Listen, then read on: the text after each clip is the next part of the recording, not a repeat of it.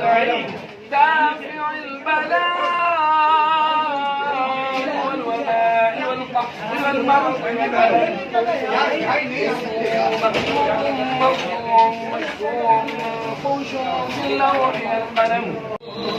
هو الحبيب الذي ترجى شفاعته. اللهم صل على سيدنا ومولانا محمد وبارك وسلم عليه. اللهم ربنا آتنا في الدنيا حسنة. الذين آمنوا صلوا عليه وسلموا تسليما. اللهم صل على سيدنا ومولانا محمد.